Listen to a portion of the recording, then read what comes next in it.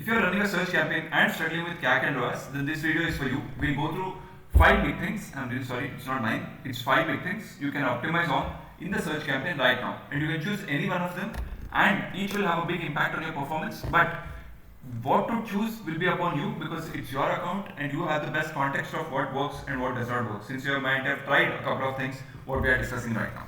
Let's get started. Number 1, theme different keywords. This we have seen again and again. The thing is, don't mix a sneaker product with a shoes product into a single search ad. It's very different.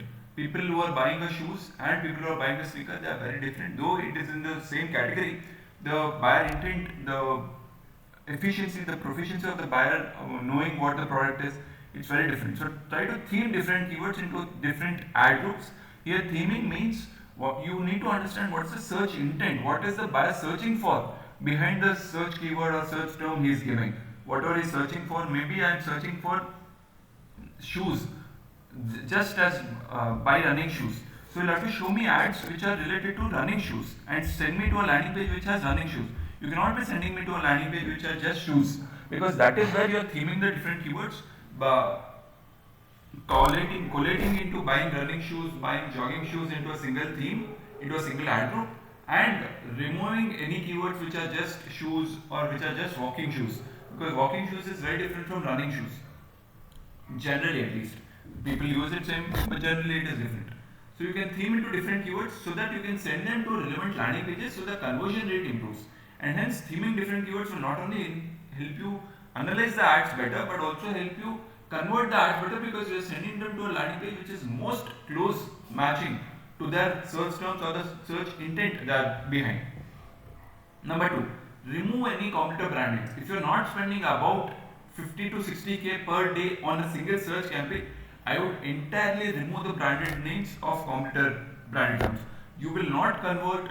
It is very unlikely you will convert a competitor branded term. Though in SaaS and everything there is high skew of bidding on competitor brand terms, this rarely happens, at least in e-commerce, that you bid on competitor brand term and actually convert customers.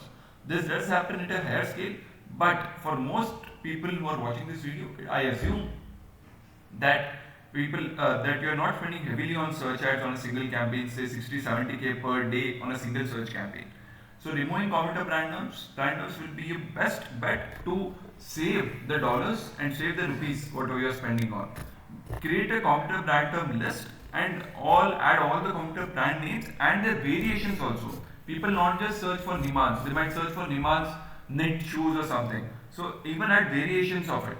I would say just go and add brand terms, competitor brand terms as a broad match, as a negative keyword, so that all the variations of the competitor brand name is negated at once. Number 3, use extensions, site links to mention about offers.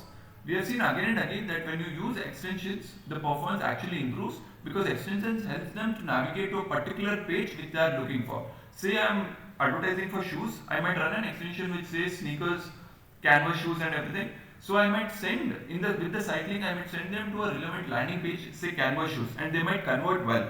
So site links do convert well when you are sending them to a relevant landing page based on the ad group you are optimizing for.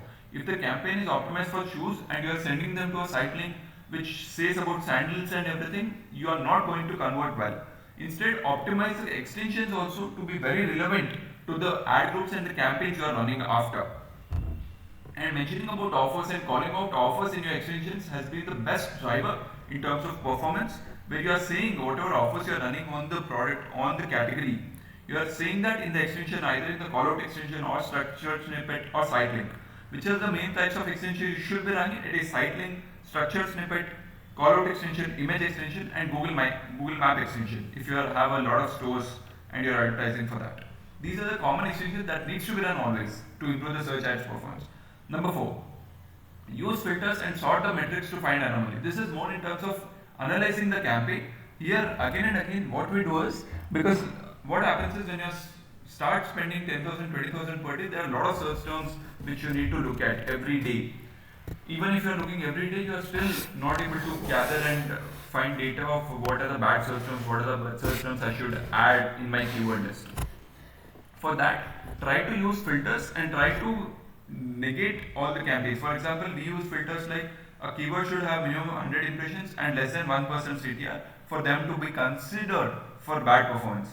So like that, these are the filters you can use whenever you are analyzing the search terms report or keyword report to find anomaly, and also try to sort using the metrics like CPC, cost per conversion. Try to sort by descending order so that you find out keywords which are contributing heavily and taking up a lot of your budget but not contributing to your sales. You can find that also. Try to use filters there, and apart from that, you can also the extract data, like export data from your search terms report and insert it to ChatGPT and start asking questions of what are the search terms which are bad performers, how are you classifying it, and just give it that way. You'll find a lot of search terms to bid on and to exclude both using ChatGPT. We have been using extensively. Let me know if you want a video on that. I would be happy to create a video of how we are using ChatGPT for all analyzing these reports. Number 5. Use negative keyword match types. This is often not used, but if you want to exclude a counter brand name, say Niman shoes, you only exclude Nimans as a broad match term instead of excluding it as exact match or phrase match. So that Nimans of any variety is excluded at once. And you can also exclude, be more constrained with, for example, you might not be bidding on shoes as a exact match term, but you want running shoes you want to bid on, because shoes is expensive, you don't want to bid on that. So try to make shoes as an exact match in your negative keyword and exclude that while you are still bidding on running shoes.